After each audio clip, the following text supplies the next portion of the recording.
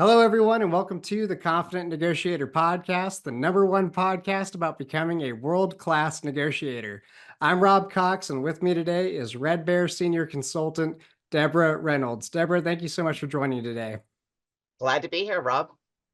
Now, Deborah, you have been training professionals on how to negotiate for over 30 years now. You've trained professionals at Red Bear for well over a decade. I know everyone is excited to hear from you today, so let's dive on in. Tell us a little bit about your background and how you help Red Bear customers become world-class negotiators.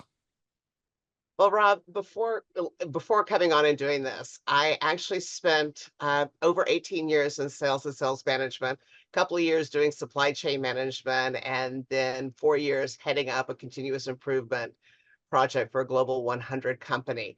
And so over all that time, there was tremendous amount of negotiation. So a lot of real world application that I've had. And how I help the Red Bear customers actually become better is I've lived it. I've done it. And so using the research-based approach that we have to how to be better at negotiating, I'm able to add my real world experiences to help them understand how to utilize those concepts. Excellent. Thank you for talking a little bit about your background there, Deborah.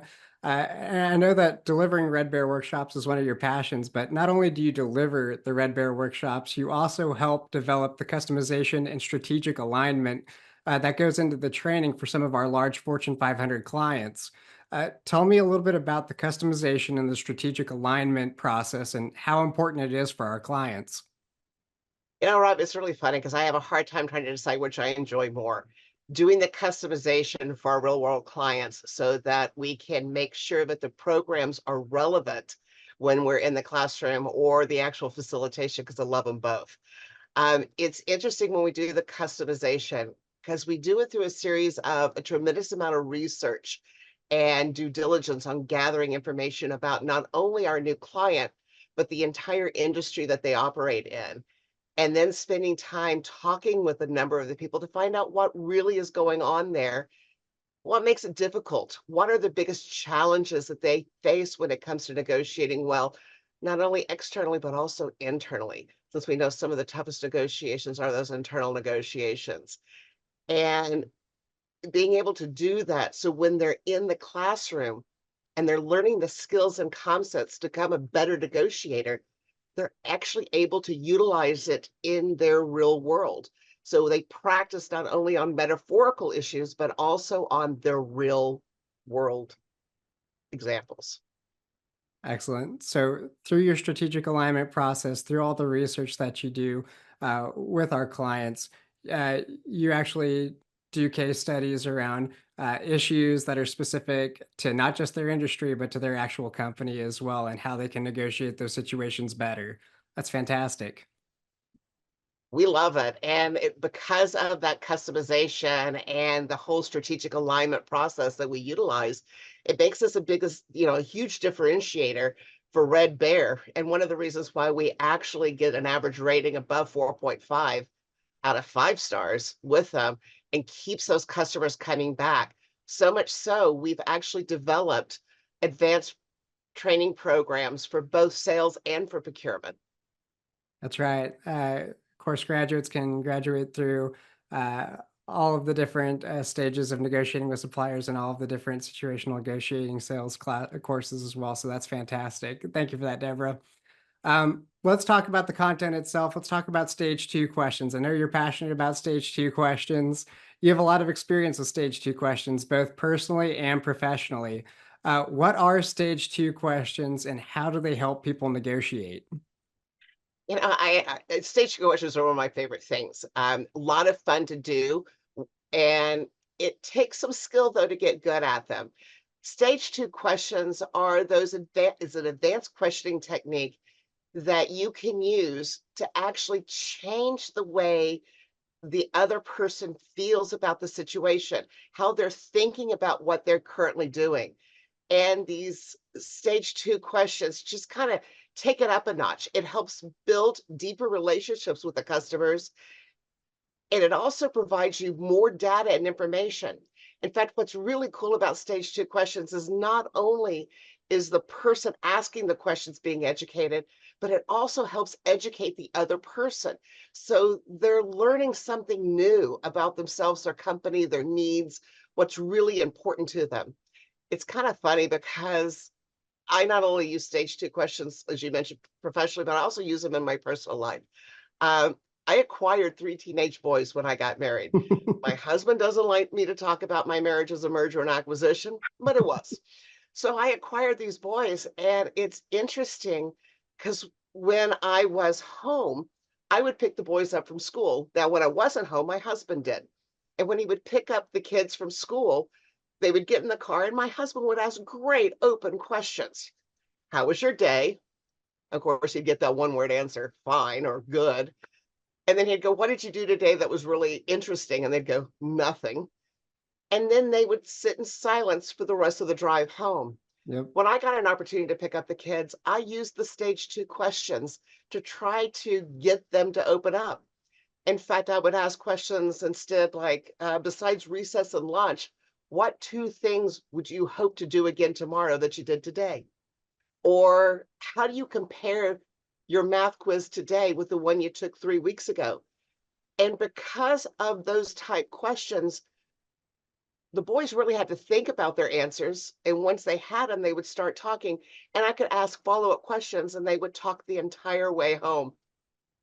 It was such a huge contrast that after months of doing it, one of my kids came to me and went, how do we have to talk to you during our drive home and we don't have to talk to dad? And so stage two questions really get the other person to start opening up and sharing information that they might not have shared simply by asking the open questions. Excellent. I love that example of stage two questions, Deborah. Thank you for that. I wrote some of those down just for my own kids, so I appreciate that. Thank you. I'm sure I'm not the only one listening who did the same. So thank you. Now, as an instructor, you have to get workshop attendees out of their comfort zone, right? You got to get people engaged and involved. Which Red Bear principles are the hardest for attendees to become comfortable with? Wow. It's a tough question, Rob. Probably one of the hardest things for them is understanding the concept of tension. Being willing to dive into that tension and let a little tension build up. Not maximizing it, but at least optimizing the tension because nobody likes tension. And probably another one is asking open questions. Stage two questions are great and they are an advanced questioning skill over open questions, but people really struggle with any kind of open question. They have a tendency to revert to closed questions, particularly when there is some tension, because tension elicits closed questions, tension elicits closed answers. And probably the third would be positioning advantageously, figuring out how you can express the value that your products and services bring to the table in a way that really matters to the other party. So trying to articulate that value. So those would probably be the three hardest. So you covered a lot of topics there, Deborah. Tension, asking open questions, positioning advantageously, all topics that you cover thoroughly in your workshops, and you get workshop attendees out of their comfort zones and more into negotiating better deals with those concepts. I think that's great, getting people out of their comfort zones. Fantastic. All right, now, do you have any advice for negotiators for the rest of the year and heading into 2025? Wow.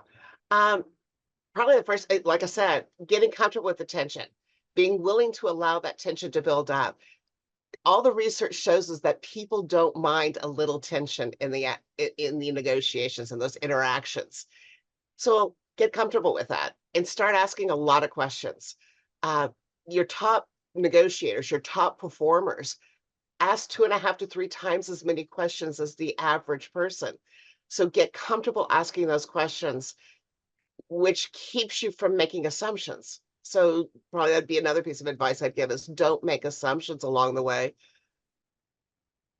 And don't believe that just because for salespeople that your customers have always been there for you and they love you, don't count on them to always love you because things the environment's changing. And the same Mhm. goes true though for procurement people and your supply chain managers and your sourcing people. Don't assume that the vendor is going to keep things the status quo. Things are changing. So don't rest on your laurels. It's for salespeople, it's about learning to be more efficient and effective and doing more with less, you know, because there's fewer people out there doing it. And so making sure that you're finding ways to increase your margins and your capacity smartly so that it doesn't take as much time, so you can do more with less. And on the procurement and sourcing side, it's probably, finding ways to negotiate so that you can fight those increasing costs of labor and raw materials. How can you work it so that you get better deals from your vendors? How can you build that resilience that you need from your vendors? Excellent. You covered a lot there, Deborah. Again, I know that you work extensively with sales and procurement teams, doing more with less, building out that resiliency, getting a bigger piece of the pie for sales. I know that those are all great trends heading into 2025 and obviously through the rest of the year as well. You've been very generous with your time, Deborah. Thank you very much. Is there anything else that you'd like to say before we wrap up?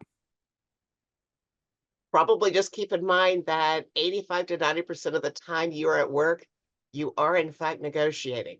So Ooh, start thinking about how you can utilize skills and concepts around better negotiation and have those better relationships. In fact, find ways so that both parties get more of what they want.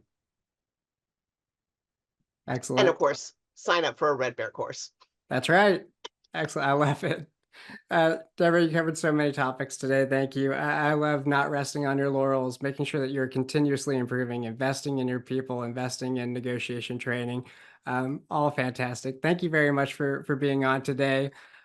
This has been the Confident Negotiator Podcast. Thank you for listening. We'll see you next time.